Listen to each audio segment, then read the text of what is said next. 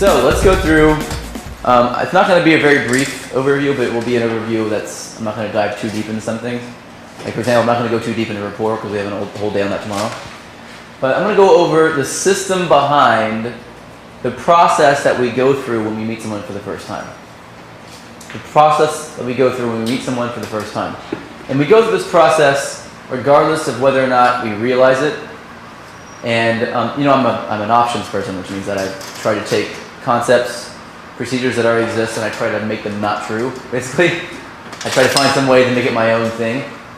And I've tried so hard to deconstruct this 100 times and make it not true, and it's just true. So this is a really good system that I had to yield to. I mean, I changed a little bit of it, but not much. I added some things to it as well. So you guys are going to get a lot of value from it. Traditional concept from sales, or originally, that Eric Markovic, also known as Mystery, created. I'm pretty sure he took this from sales. He says that he created it, which is possible because it makes sense and the sales process makes sense too. So if you've ever been a salesman, you get trained in sales, you realize there are different parts of the sale. You know, there's like the buddy part of the sale in the beginning where you get them kind of like relax and then get their mind off of the fact that you're a salesman, and then you get the rapport building stage of the sale, then you get the close of the sale, which is after that. And all the parts of the sale are similar to all the parts of meeting someone in real life. So if Eric did invent it, then he's brilliant anyway, he's a really smart guy. It's definitely possible that he did, but it's paralleled in other things, so that's how I know it's definitely a true system that works. So let's go through the stages. There are 4 major stages of the map of interaction. Let me just double check. It'll be about 5 minutes before that's done, by the way. There are 4 major stages to the map of interaction. The first one is called attraction. This course is called Hacking Attraction.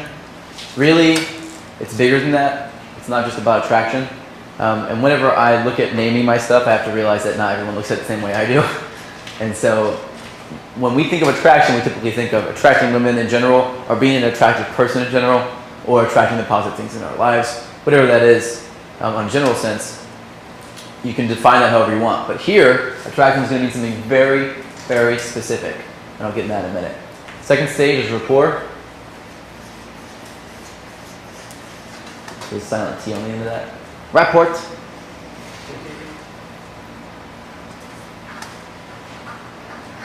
Rapport is building the connection. After that, the traditional sense of the next step is seduction.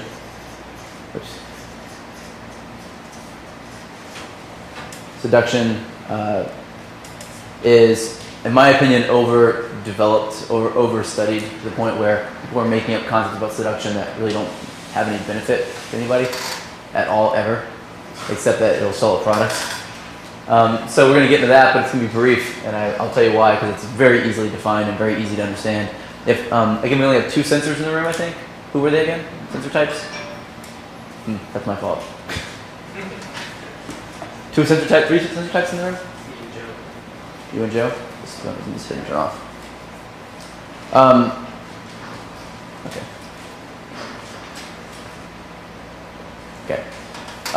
The sensor types already know this, so that's good, because the concept behind seduction is not going to be specific.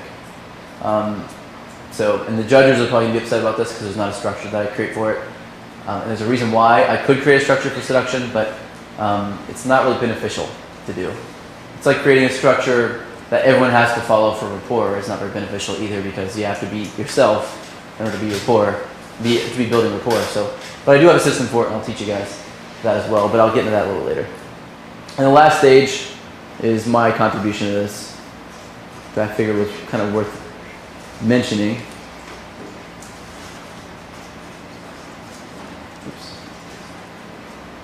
Relationship balance. So these are the 4 stages we go through. Now, a common question I get is, can you skip a stage? And the answer is yes, of course you can. And whenever you get towards stages later on, you will see repercussions for skipping a stage. Most people don't realize they're actually going through the stages, though. And so when you realize that you're in a stage while you're in it, we call that seeing the matrix. The goal is to be able to see the matrix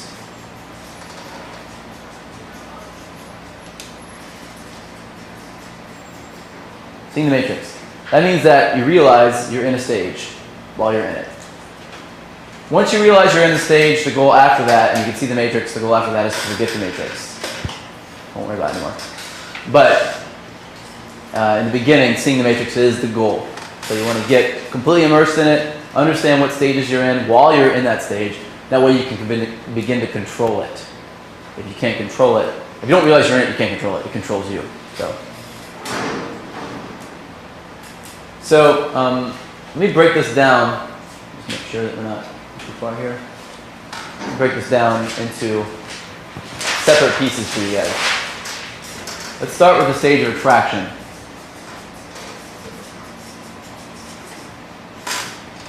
Attraction is a stage where every guy thinks he has a problem.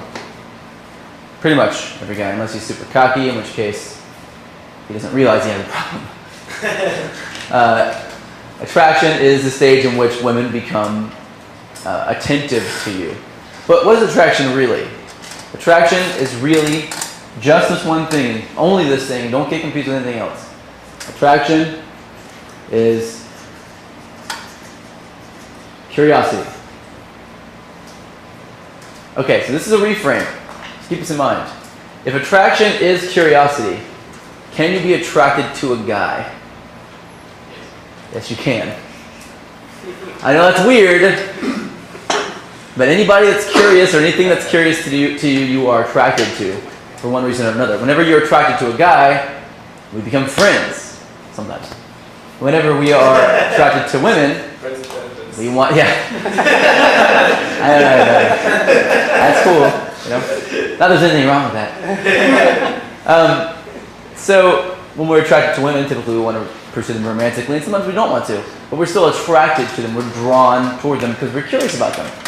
The kind of the classic example that I used to use is if you see a guy walking down the street with tinfoil on his head, wearing a paper bag as a jacket or something, you'd be like, that's kind of weird.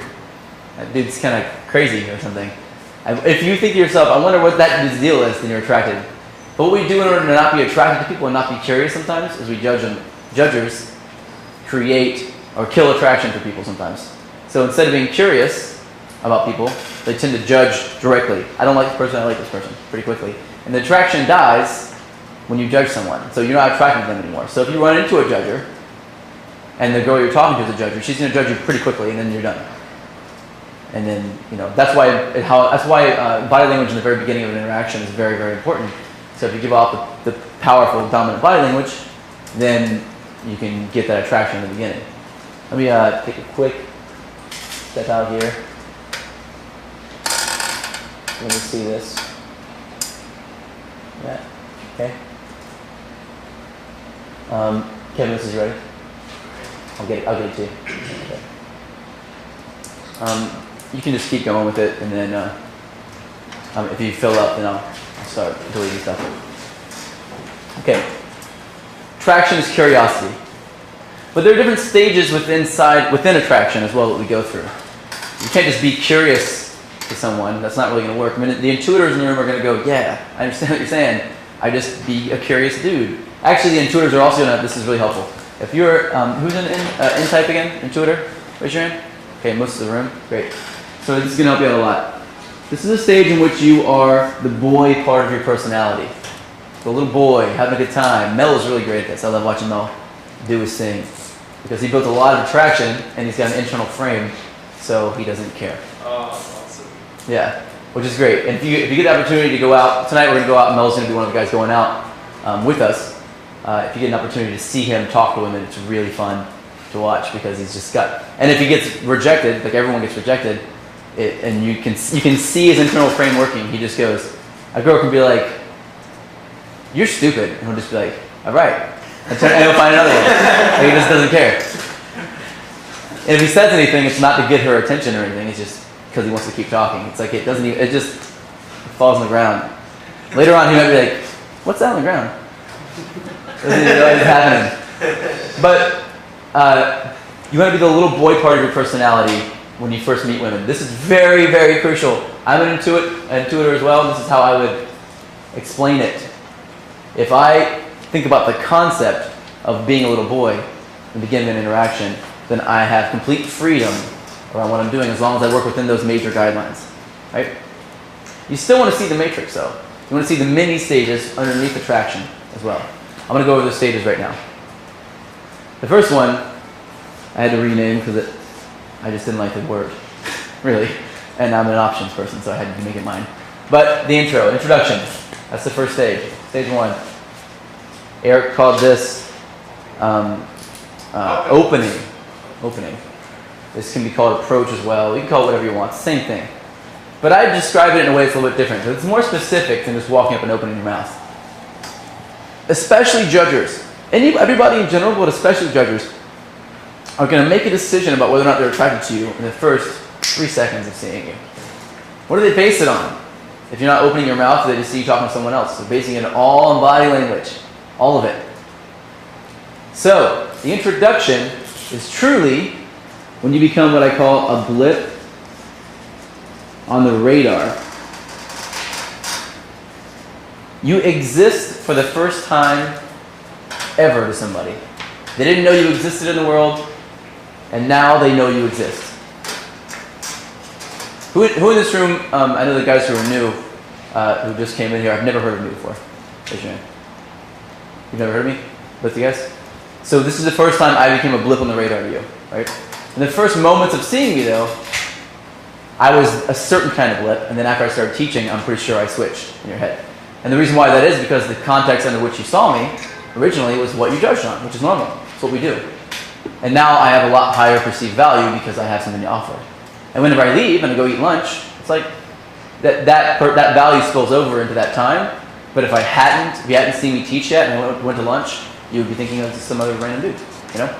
That's really important because you're experiencing what everyone experiences, which is that we automatically make a decision about someone's value level when we first meet them. And the level of someone's value, for a man, it creates your attraction, how much you're attractive to other people.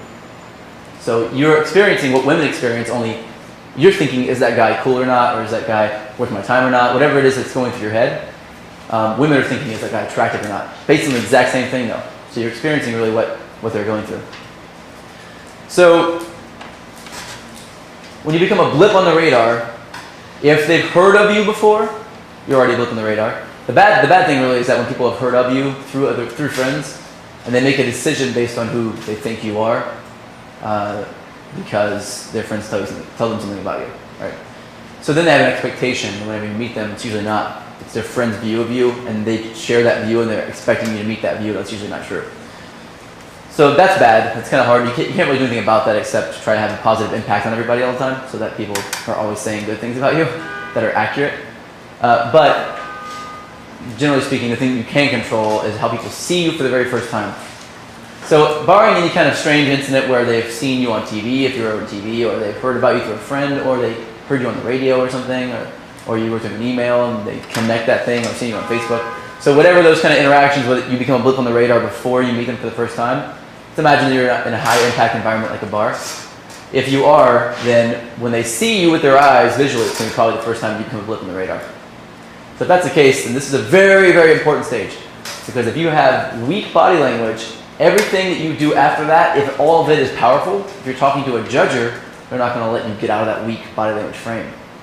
It's important to be as attractive as possible to everybody the first 3 seconds that they see you.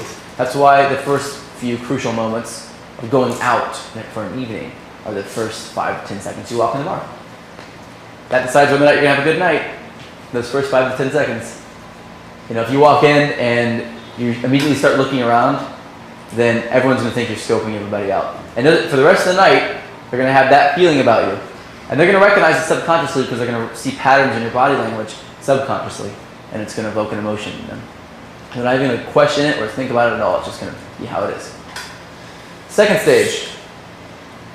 You guys have probably heard this. This is the one that everyone gets fixated on. This is very, to a lot of people, very important.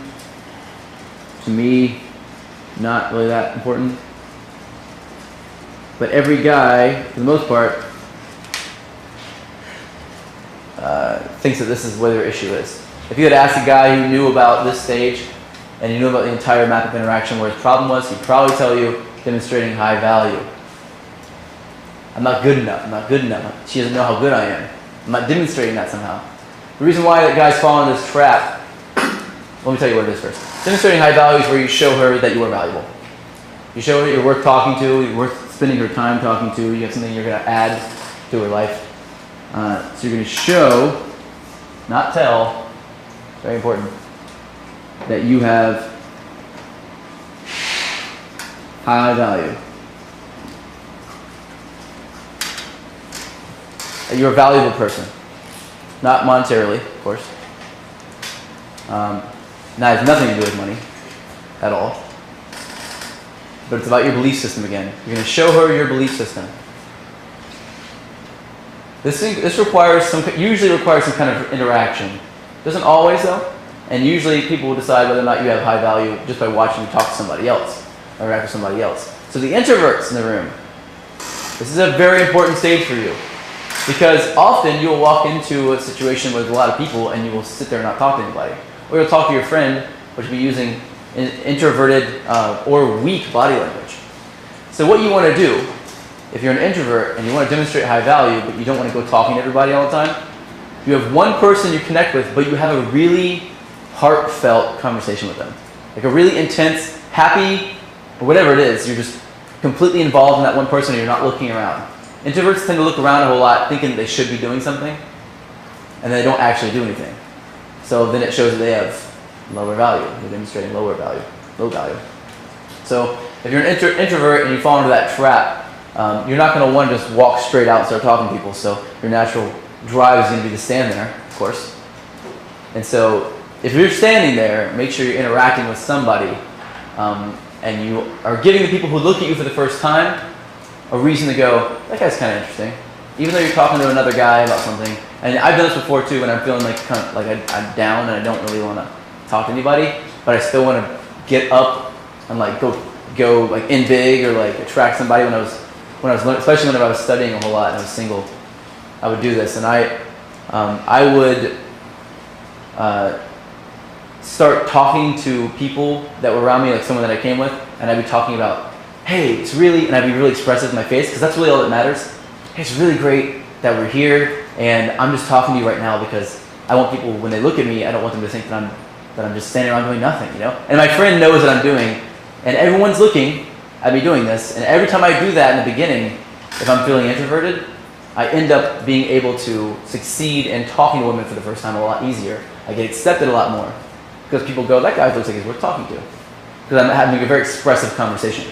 Introverts are going to find that very, very, very helpful. They use it. Extroverts, that's not really going to be a big deal for you because you're going to gain energy anyway, naturally. So if you're walking around talking to people, you're going to be gaining energy. So you're going to be naturally expressive.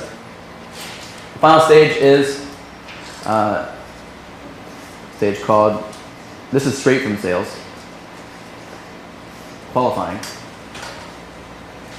Qualifying a lead in sales is taking someone from a cold lead to making them a warm lead, which basically means someone who doesn't really know who you are, doesn't really trust you, to making them someone who believes in you and trusts you before they buy your product. When you qualify someone, when you qualify a lead in sales, one way that you can do that is by going, do you have enough money to buy this product? You're asking them a lot of questions so they have to sell themselves to you, basically. And whenever they do that, they feel like your product's worth whatever it is, whatever energy they're putting into it. You're doing the same thing, but you're doing it in dating, in interactions. This is the most skipped stage in the map of interaction as a whole. Most skipped stage. Guys, we focus on the stage that we feel like we lack on the most. We get fixated on stuff like this. And we forget, whenever we get that, we're like, oh, I did it. And then we just, hey, look, we should be in a relationship, something totally dumb. And we skip everything else. And we're just like, this should work. Why isn't this working? Because that's not the last part of it. That's just a step. If we have, again, I was talking before about that would be super framers.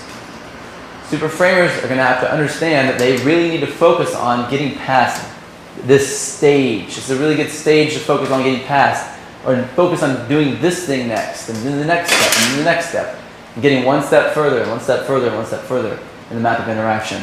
And staying on that stage as long as they can to understand it as much as possible, because super framers are the numbers gatherers. People who are sameness people who are judgers. So if you're a sameness judger, You see the same thing in everybody, you recognize large patterns, and you're very comfortable in an environment in which you know what's going on. You're not very comfortable at all in environments where you don't know what's going on. You don't take in information very quickly. So if that's the case, then you need to focus ahead of time, have a system, focus ahead of time on conquering one area, make it whatever area you remember yourself losing it, like dropping the ball in, and just focus on doing that one thing properly instead of trying to get to an outcome. Most guys will try to get a number, try to get a date, try to take a girl home, and these are not very helpful things for you to focus on. If you really want to do those things, you have to focus on the step right before, or right after the one that you're at right now. Focus on taking the next step and not focus on the end goal. I used to explain it like this, especially to the judges in the house. You're going to understand what I'm talking about here. If you're running hurdles, jumping hurdles, and you just think that you're going to run and jump over the last one, you're going to plow into every hurdle on the way. And you're going to be slowed down, you're going to trip and fall, and you're not going to make it, and you're not going to win at all. The best hurdle jumpers are the people who just see the next hurdle, and that's it. And they jump it, and then they run as fast as they can, and they see the next hurdle, and they jump it. They run as fast as they can, see the next hurdle, and jump it. That's all they focus on, at all, ever. So keep that in mind, especially if you're a judger. That's a really helpful thing for you. Because you may be focusing on the end goal too much. You may be letting the steps that are next for you fall through the cracks. Qualifying is where someone sells himself to you, though. What kind of steps would that be? What's that? So, like, what kind of steps would you be skipping? What do you mean? You said that as a judge, you would be skipping some steps. I'm sorry, I can barely hear you. When you said that as a judge, maybe you would be skipping some steps. And be focusing on the end goal way too much. Oh, well, no, you're not focusing on the next step. You're not thinking about the next thing sometimes. You're thinking about the ultimate goal. The question was, and again, if you can write that down next time when I ask questions, then I'll answer it. But I'll answer it now, though. The idea is that if you're a judger, especially if you're a judger, perceivers do this too, though, so it's not just judges, but perceivers do it in a different way. If you're a judger, typically what you're going to do is you're going to look at the end result that you want, and you're going to try to get that result, and you're going to keep doing everything you can until you finally see that result, or you find a path that works toward that result. That's what we do. That's what judges do, especially. And so, if you focus on the goal, then you won't have any actual path to get there. You're going to try all these different angles for a long time, spending a lot of time trying different angles before you find something that kind of works its way halfway there. Or a lot of different angles will actually get you part of the way there. So you'll start to go down that path and realize there's a problem and backtrack everything and change it. And it can be really exhausting. It can take a really long time, especially if you're a judger and you're a sameness person. Because if you're a sameness person, you're going to be looking for patterns across the board. You're not going to see how is this screw up different than the last screw up I had. It's different from the last one before that. You won't learn as quickly. Can you still make it work by doing that? Or yeah, it'll probably take about, I mean, if I had to get a time, if I put you, are you a judger? I don't know. Okay, you probably are. If you're a judger, if you're wondering about this, and a lot, you probably are a judger. If I put you next to the exact replica of yourself, only you're a perceiver, instead of a judger, and you're at two extremes, then it would probably take the perceiver person in you about 10% of the time to figure it out compared to the judger time. So it would take the judger 10 times longer to figure out the same thing that the perceiver figured out. But when the judger figured it out, they would have a really solid framework to work with, and they figured it out. So you can do that. You can keep trying forever if you want to. It's not very efficient. I'm about efficiency. That's my goal. So I don't want to do that. I think it's a silly thing to do. But you can. Yeah, of course you can. You can also well, then you can keep walking into the wall too. Eventually it'll crumble. You keep beating your head against it. Either your head will explode or the wall will. One of the two. So anyway, let me continue for the qualifying thing. Qualifying is when someone is selling themselves to you.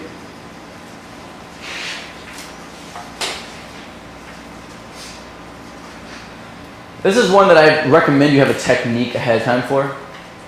I believe having a technique for demonstrating high value, actually for every one of these steps is really important. We'll come back and we'll do techniques associated with this.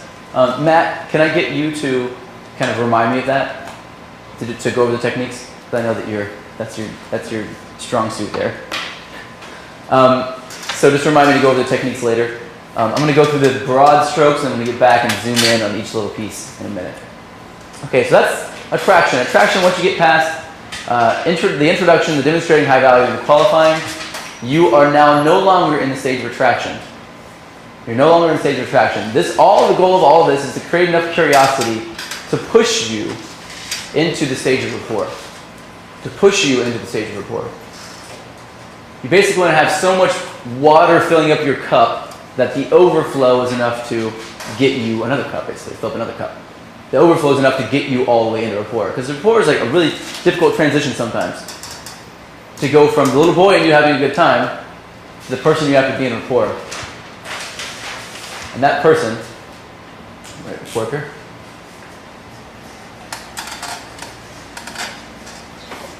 Is the friend.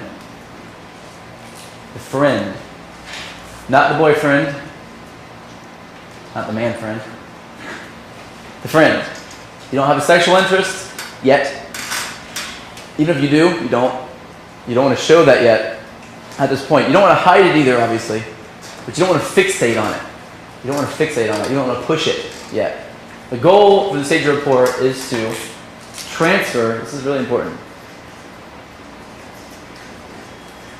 emotion. Transfer emotion from one person to another. To transfer emotion from one person to another. Now there is I'm going to go into rapport a whole lot. I'm going to go over this general stages now that I have an entire day on it tomorrow. So you're going to have, during the hacking connections part of the class, there's going to be a lot of stuff being said about rapport. So feel free to study then. But I'm going to go through the stages right now. The first stage is called light rapport.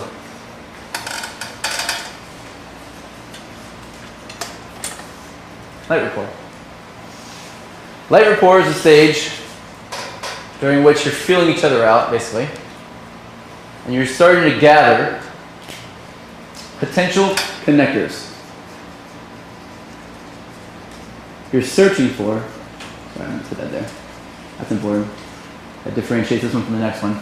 Potential emotional connection points. So that's what we're doing whenever we go, hey, how are you? I'm fine. How are you? Oh, we're doing good. I'm doing good. How's family? We're like, you open up. No, you open up. No, you open up first. No, you. Finally, somebody drops the ball or does some crazy chess move. And they're like, checkmate. I'm not going to hurt you though. Checkmate, you're open first. Ha ha. But I'm not actually going to fight you. I just wanted you to drop your shield. And that's what we do. We need to get away from doing that. I'll tell you an entire system about how to get away from doing that tomorrow. The second stage is called wide rapport. Wide rapport is when you find potential connection points. Okay? You find the potential connection points. You're like, oh, there they are. There's a couple things I can go into. And if you don't realize that there are a whole bunch of selections, a whole bunch of options, then you feel like you don't have a whole lot of things to talk about. But I'm going to show you a way a little later on tomorrow to allow you to see all of the available wide rapport points. So you have a lot of things to talk about, to connect on. Typically, there's a lot more going on in conversation than we're really aware of because there's a lot of stuff that just bypasses our logical brain. And those who have the live scribes are going to realize that there's a lot of stuff that you can't process. It's just too much information. Matt definitely understands. He's like, my head is spinning. I don't know what to do. Like, that's why you charge your pen. So that's wide rapport. Wide rapport is finding the potential connection points, the potentials. Like, oh, there's a couple that I can connect to. Then you go to the stage called deep rapport.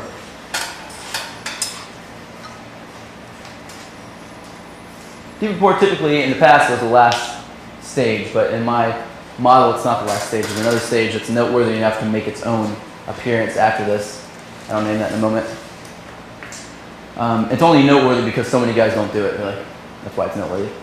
The deep rapport is actually making the emotional connection, the emotional transfer. Now, what I mean by emotional transfer is that instead of saying something and being emotional, like for example, let me just be very specific. If I'm talking at you and I just say, I love baseball, which is like, for some reason that's my go-to stuff. I love baseball. Okay. Have you built rapport? No, because the motion didn't transfer to you. But you've gone through the motions of rapport on your end, but you haven't actually built rapport with anybody. That's why understanding that rapport is actually the transfer, and you realize that you don't have the goal fulfilled unless they feel the way you feel. Very important. And if you're not very good at expressing how you feel, not just expressing it, but getting it across to them, getting it into their heads. If you're not very good at getting that feeling into them, then you're not going to be very good at building rapport. People who have internal frames typically don't build rapport as easily because they don't know what angle to go, or even think about what angle to go to get their emotion into somebody else.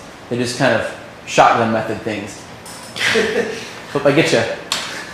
If I get you with that one, if you're in close proximity, I'm probably going to hit you. But if I hit you, it'll blow you away. You'll be like, oh my God, I feel it. The final stage is called release. Again, this is my contribution to this model. Release is letting go of the rapport connection point, dropping the connection. Oops. Dropping the connection. This is noteworthy because so many guys, when they actually make the connection, they don't feel like they can do it again because they don't have a system. So they beat this thing to death. They just keep talking about it forever. And everything in the conversation after that somehow has to come back to that thing. Like, okay, so we connected on baseball, and now we're talking about your family. Like, oh yeah, it's really great that you love your family. Anyway, so baseball is so awesome. And we do that. We do. You don't realize that that's what we're doing when we do it. We don't know why we're doing it. And the reason why we're doing it is because we don't want to top it. Like, It's so good. Yeah. It feels good. I finished it. I did it. Successful. Yes. That's me at least. And then I'm like, now what? Well, I don't want to lose it. So I keep trying to bring it back up and keep trying to bring it back up. So it's important that we drop that and we start back again. Now this is the really cool part. Every time you go through this cycle, from either here or here, down, and then back up again, it creates love. Every time you cycle through the rapport process, it creates love. If you don't drop the rapport topic and create another one, you will not create love. You will make a lot of people in like with you. I'm so in like with you. I think you're a great guy. You're swell. If you can cycle through this, everyone's different, but I found that if I cycle through it, typically, if I was conscious of doing it, and I cycled through it, if I cycle through it 3 or 4 times, people start to get really freaked out about how connected they are to you. It can happen in about 5 minutes or less. I'm going to give you a system tomorrow for my connection formula. I'm going to get that tomorrow, but that's not right now. It's the system I realized that I created around the success I've had with rapport. I've been naturally very good at rapport, and I don't really know why that was. I think that maybe it's something that I worked on before and then was able to get into it again and see the benefits of it, because it's not really for my type. The way I type on my when you guys did your thing, I'm not a super connector, but I'm a difference person, so that definitely helps out a lot. If you're a sameness person, rapport is probably going to be your fixation for a while. You're probably going to find yourself really obsessed with the idea of building rapport, and it may be amazing to you that there is a system around it at all, especially a sameness judger who's like, I have a system. There's a system I can do so I feel comfortable, and it will do the thing that I can't do, which is build rapport very easily. That's true. I mean, there is a system, you can't do that, but as a sameness person, before you do that, you're going to have to be able to realize how to find the difference in people. When you guys go out, one thing that I want you to do, especially tonight, is to, if you're a sameness person, try to see the difference in all the women. Every once in a while, just check in. I used to write this down on a piece of paper. Actually, why don't we all get out a little piece of paper and rip it off, maybe like on maybe a sheet that you have, maybe about this big, that big, a piece of paper. And if you are a sameness person, write down, look for the difference. Or you can also write down, this is what I would probably do. So write down, how is she different than her? Or how are they different? It's a question that I ask myself. How are they different? If you're a sameness person, you want to ask that question. If you're not a sameness person, and you're a difference person, write down, how are they all the same? How are they all the same? When you get out there and you look at this piece of paper, when you're out at a bar or wherever you are, and you actually do it for the first time, you're going to go, holy crap. You're going to have an amazing insight because you never think like this. It's not how you think. You think either difference or sameness. You don't usually think the opposite. You don't even think about how that's even worth bringing up, though, because for the sameness people, it's always like this. And especially if you're a sameness person, you think everyone's like this because you think everyone's the same as you. So it wouldn't even occur to you. And the difference people, it's the same thing for the difference people, really. Same thing for the difference people. I just said that. We tend to think that everyone's so different and there's no model. There's no model. There's no broad stroke that covers everybody. But there are plenty of broad strokes that cover a lot of people, big groups. And if you're a difference person, you have to start seeing those. If you're a sameness person, you have to start seeing the individuality. So, again, this will be covered in much more detail tomorrow.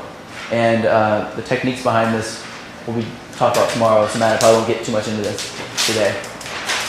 But traction, I will. The third stage.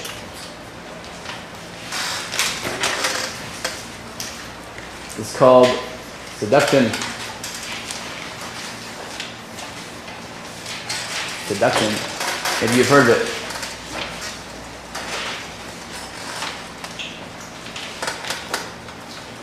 Seduction is a very simple formula. It seems like it's really aloof and crazy, but it's very simple. My intuitors in the house are going to understand it. Same as people are going to have to need a little bit, or not, sorry, the sensors are going to have to see a little bit more detail for this. But the sensors probably already understand it because it's a very sensory thing. Seduction is an overload of emotion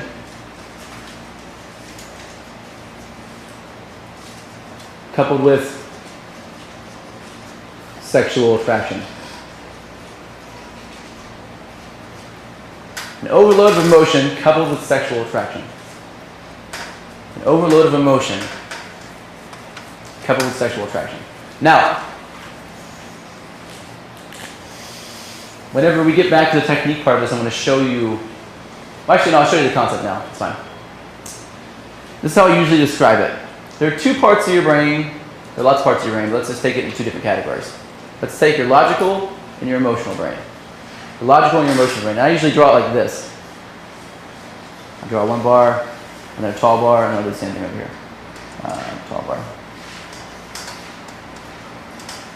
Okay. Let's do two different categories here. Emotional and logical. Emotional, logical. A small emotional, very large logical, large emotional, small logical. What we do is if we have an emotional interaction or an emotional charge, our logical brain starts to die. It deafens, like this. And if we have a large logical charge, our emotional brain starts to die. It deafens. Our logical brain goes up. If your logical brain goes too high too fast, you start to feel disconnected. If your emotional brain goes too high too fast, you start to feel insecure. That maybe you're missing over something, you're being taken advantage of. So, seduction lives in this world. Logical decision making lives in that world. Seduction is an overload of your emotional brain. And when you have an overload of your emotional brain, and you're forced to make a decision, you can't help but make an emotional decision, which is what seduction is. This happens whenever you have to fire. Has anyone ever fired somebody? Before, raise your hand. Did you say yes? Raise your hand too. Yes? One person has fired somebody in this room. Okay, well then, anyone here ever been fired? Kevin! Me too, actually. Been fired several times. If you ever had to fire somebody or break up with somebody, it didn't hurt, or do something that should be emotional and it wasn't emotional for whatever reason, it's because your logical brain was very heightened at the time. The logical brain was pumped up and your emotional brain was low, deadened. Have you ever had to reprimand somebody for doing something wrong and it didn't really hurt you to say it? You're just like, dude, you're screwing this up. You really have to stop doing that. It's because your logical brain was heightened at that moment. If your emotional brain was heightened at that moment, you would dread doing that thing, whatever it was, and you would have a really hard time doing it. This is seduction. What rapport does is it heightens the emotional connection. So as you're building rapport, you're accidentally, really, raising this bar of emotional involvement. You're raising it. Once you get to a certain height, where you believe she's going to be able to make a decision based on her emotions and feelings, not that you're tricking her, of course, at all. We go through this too. We make an emotional decision too whenever we are seduced. It's the same thing happening. Or even when we get sexual at all, we start to make emotional decisions.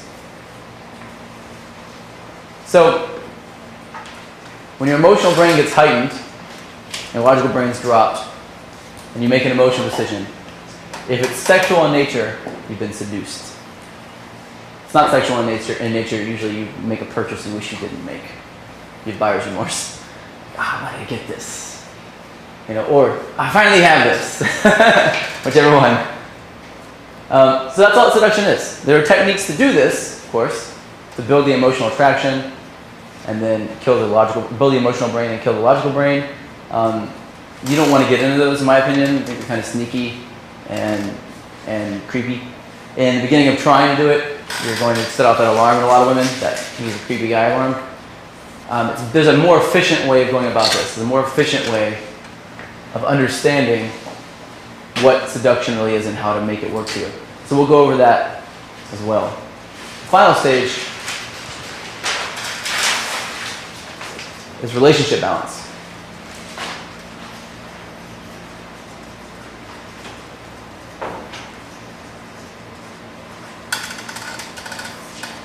This is my contribution as well to the system. Before, the stages ended at seduction because people didn't really care about the rest of it. Like, oh, I've seduced you, so after that, who gives crap? What happens? But I do. I give crap. So I want to make sure that there's a stage after it that I can understand how to balance a relationship. We're going to get into this a lot more during the last day as well. But let's go over the 4 components to balance a relationship. Would you draw some bars like this on your paper?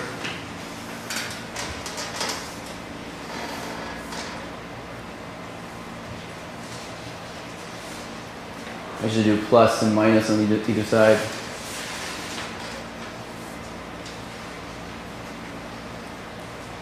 Now we're going to name these.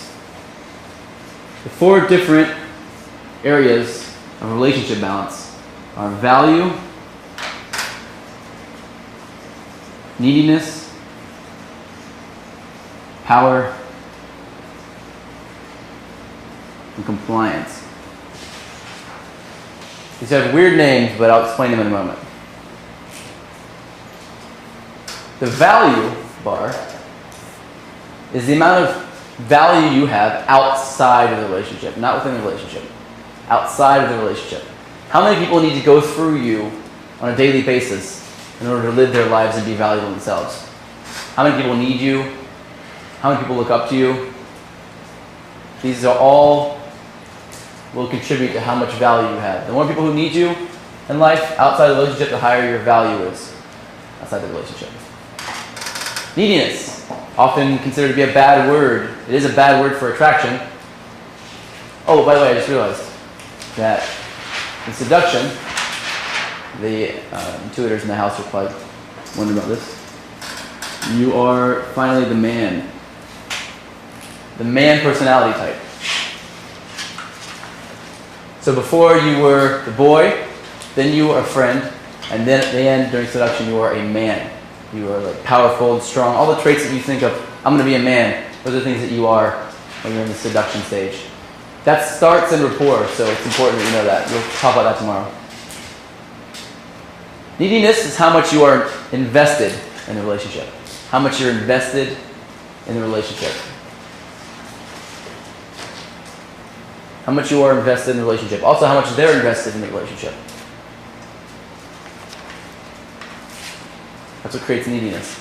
It's not a bad word when it comes to relationship balance. It is a bad word in attraction because neediness kills attraction. Neediness kills attraction. Why? Because if they can say you're needy, they're not curious about you anymore. Just like if they can say you're crazy, they categorize you. The ultimate goal in attraction building is to be undefinable. The ultimate goal in attraction building is to be undefinable. To be undefinable. Have aspects of your personality, your dress, your demeanor, your body language, that when they talk to you, come across differently than they expected. Usually in a positive light. That's good. So for example, if they can say you're a surfer guy and everything about you is a surfer guy mentality, well then they've pegged you. And the curiosity stops there. Unless they've never heard of a surfer guy. In which case they're like, oh my god, what's a surfer guy? What do you do? What's surfing? And then curiosity is getting built more and more and more and more. If you're an IT guy, if you're a blank guy, if you're a blank anything guy, then it's going to be harder for you to create attraction. You want to be at least 2 or 3 things that people have to say in order to find you. He's like a surfer guy, but he has a business job. And he plays death metal. Like, okay, well, that's kind of weird. That's a little hard to understand in my head. So I have to create a new folder. My mental gymnastics are going to make me create a new folder in my brain in order to put you in that folder. Guess who's going to be there? You, by yourself, hanging out in your own category. That creates a lot of attraction. That's a lifestyle attraction builder. I don't tell many people, actually.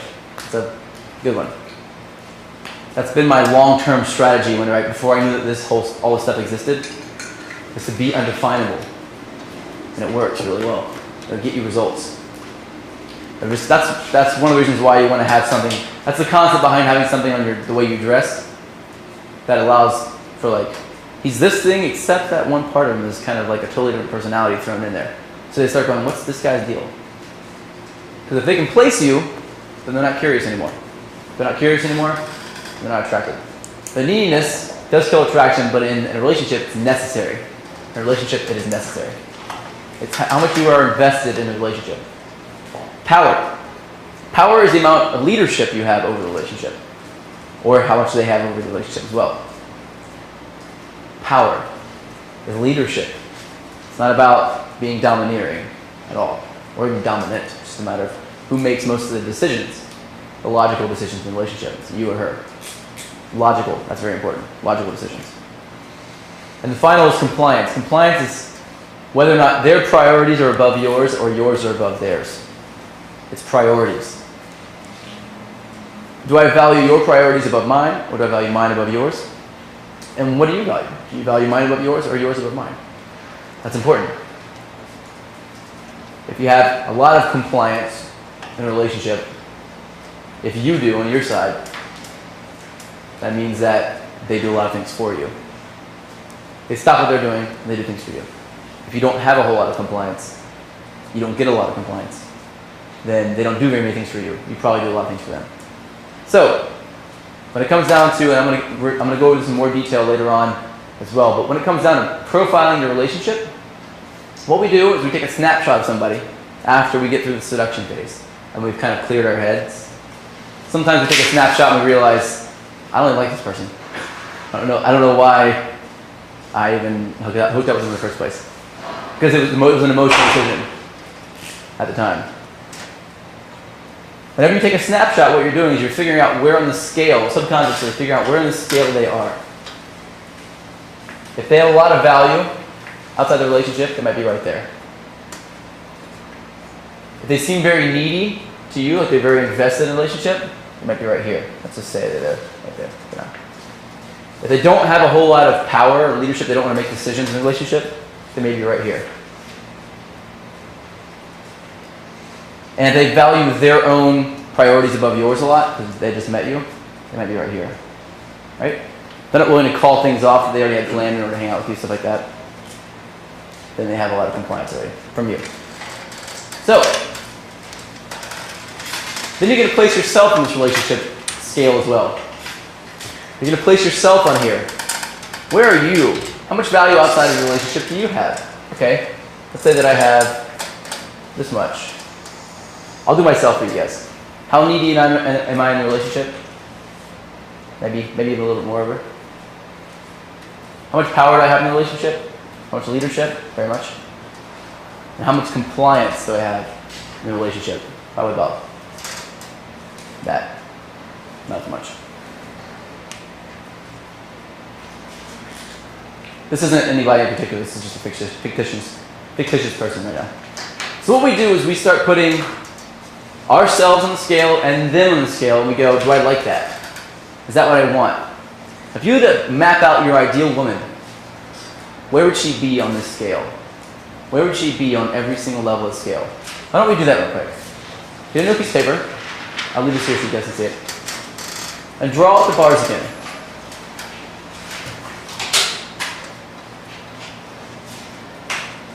Draw out the bars, the four of them. Just put value or V in PC if you want to, so it's easier. I do plus on the left side, whatever you want to do. Plus or minus doesn't really matter. And put where you think you'd like her to be. Think about this. If she's very valuable outside the relationship, all the way over here on this side, we might have superstars or actresses or models that have a whole lot of value outside the relationship. Even CEOs of big companies over here too. And over here we have, well, I don't want to name any people. We have other people that no one really needs. People who are on the bottom rung of business, who don't really go out and interact as much. They're on the side of the value scale. Neediness again, this might be somebody who is so needy that they need to know where you are every single second of the day, or they freak out. They do a lot of things for you too. Over here we have someone who's so aloof, it doesn't even care to call you. You feel like if you drop off the face of the earth, they wouldn't even remember you. That's what it feels like. It's probably not true, but that's what it feels. Power means they, over here on the plus, means they insist on making every single decision ever in the relationship. Always. Where are you going to eat? What color is the toilet paper going to be? It's probably going to be white, but if they want black, they're going to get black. You know? They make decisions on everything. Over here, they're like, I don't know, whatever you want, to everything. So think about that. And compliance, over here, they won't change any of their plans for you at all. They won't change any of their plans for your plans or put any of your priorities above theirs ever. And over here, they only put your priorities above theirs all the time. All the time. With everything. So if you're like, don't eat for 3 weeks, they'd go, okay. So they just do whatever you say, pretty much. They put your priorities above theirs. Don't eat for 2 weeks because I want to eat all the food. Okay. That's compliance. Other question, Joe? It seems like it's backwards. So you can do it the other way if you want to. If you say, this is compliance from me to them, how much compliance I'm getting from them is this plus. So if you keep it that way in mind, you don't have to do it that way. You can do it if you want to do how much compliance they're willing to give. It can be the other way around. It doesn't really matter. As long as you understand what it means in your paper, it doesn't really matter. It means priorities. Plus and minus are kind of irrelevant here. But however you want to see it. One side will just be more or less than whatever you're thinking in your head. So, did you guys get your ideal woman mapped out? I want you to turn the person, different than the person you turned to last time, and tell them, explain to them what the 4 qualities of your ideal woman are. Go ahead and do that. You have a few minutes to do that.